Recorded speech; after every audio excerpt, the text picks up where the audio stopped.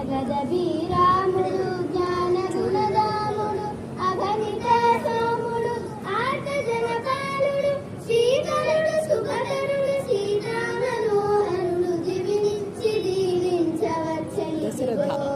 దశరథ సుపుత్రుడు సరసిజానేంద్రుడు గురు కృపకు పాత్రుడు పవన సుతమిత్రుడు యాగ సంరక్షకుడు కార్యదక్షాపరుడు దివినించి దీవించవచ్చని దిగో